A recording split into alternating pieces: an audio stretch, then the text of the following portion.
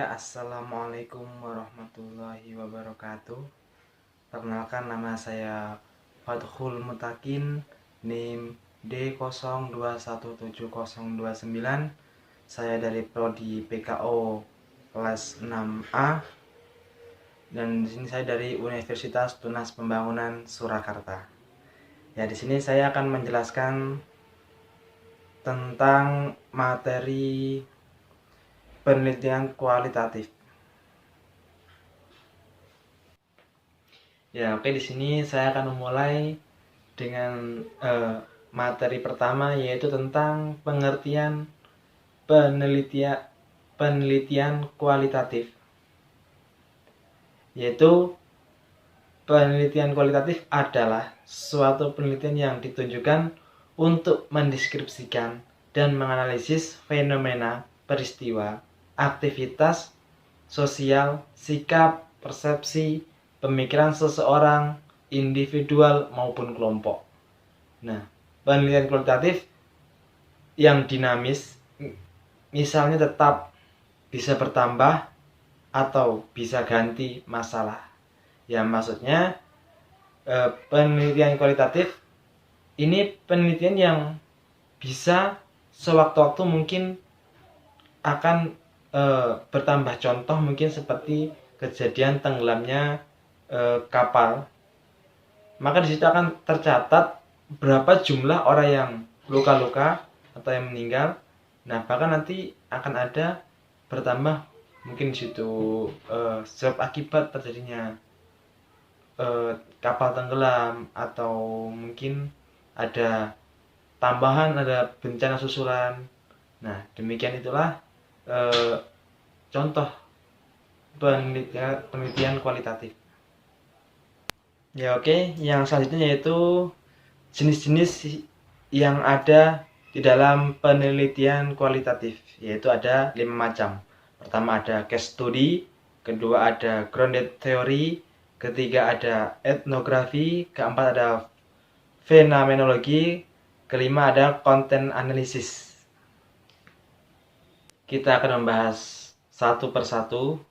Yang pertama yaitu ada case study atau studi kasus, yaitu merupakan suatu penelitian yang dilakukan terhadap suatu, yaitu kesatuan sistem.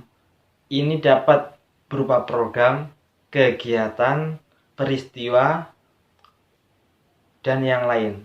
Studi kasus adalah suatu penelitian untuk menghimpun data, mengambil makna atau pemahaman pada kasus tersebut. Maksudnya di studi kasus yaitu kita bisa meneliti sebab mungkin di suatu bencana, kejadian kapal tenggelam, maka di situ akan mencari tahu tentang berapa korban yang telah meninggal, bagi apa penyebab dari tenggelamnya kapal tersebut, dan apa upaya dari pemerintah untuk menyikapi suatu kejadian yang telah terjadi, yaitu kapal tenggelam tersebut. Demikian itulah merupakan penelitian studi case study, studi kasus. Ya, oke, selanjutnya adalah yaitu grounded theory, yaitu penelitian grounded theory merupakan penelitian yang diarahkan pada penemuan atau minimal menguatkan terhadap suatu teori, yaitu maksudnya yaitu sebab akibat terjadinya musibah seperti kapal tenggelam. Maka di situ akan dicari tahu apa sebab akibatnya. Mungkin di situ terjadi karena kapal ada kerusakan atau kebocoran. Maka dengan grounded theory mungkin ada dengan teori baru, maka dihasilkan mungkin karena gelombang air atau karena ada karang yang menyangkut pada kapal. Nah, itulah teori baru yang mendapatkan hasil penelitian yang baru. Demikian itu maksudnya dari grounded theory. Ya, untuk teori selanjutnya yaitu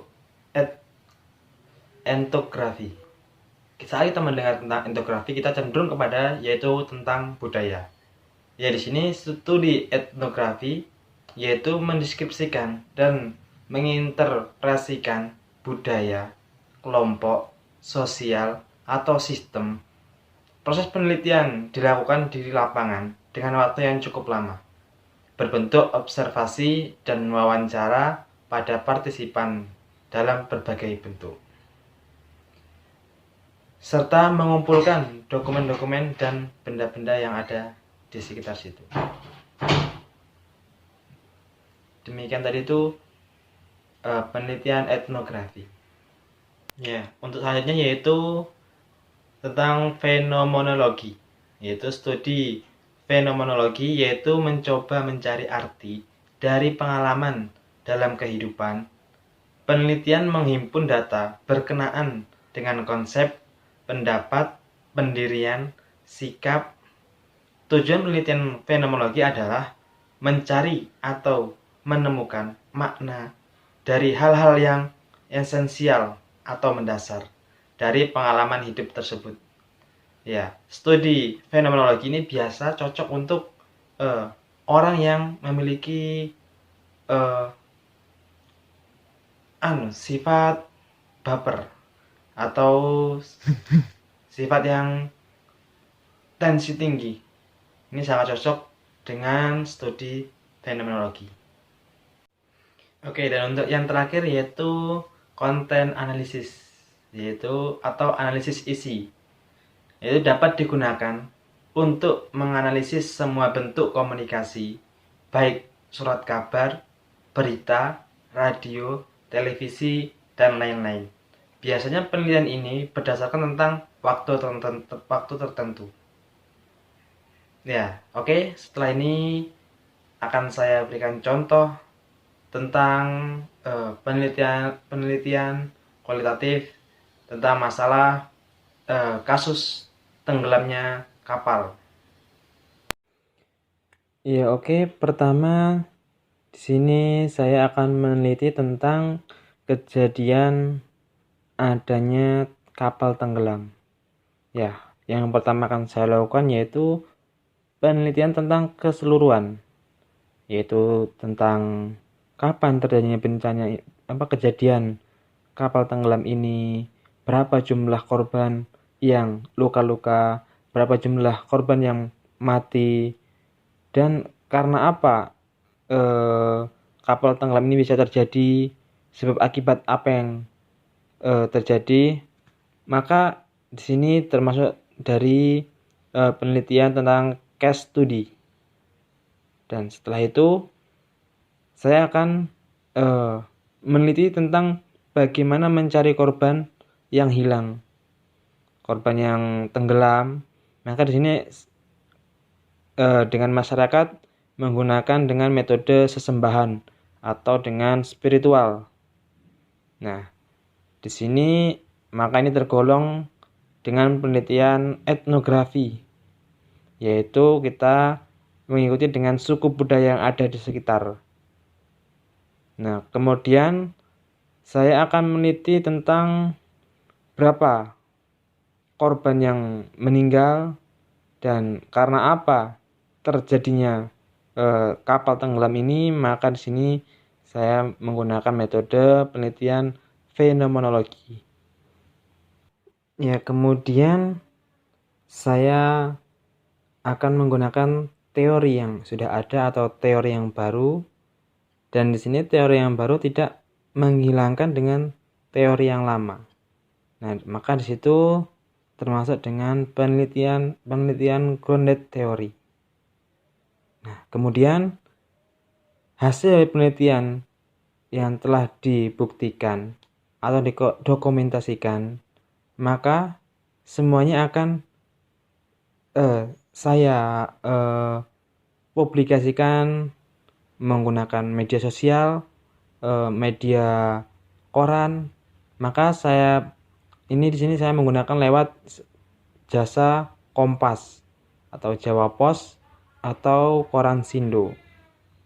Maka di sini sudah terdapat semua tentang waktu kejadian fenomena ini. Maka di sini sudah termasuk tentang penelitian konten analisis, jadi menggunakan dokumentasi. Ya, oke, cukup tadi demikian yang bisa saya sampaikan tentang penelitian kualitatif dan materi yang sudah ada. Mungkin di situ cukup yang bisa saya sampaikan. Apabila ada kekurangan atau kesalahan, saya mengucapkan mohon maaf yang sebesar-besarnya, dan jangan lupa subscribe channel saya supaya bisa memberikan info lebih lanjut lagi. Oke, terima kasih. Cukup sekian dari saya. Assalamualaikum warahmatullahi wabarakatuh. Goodbye.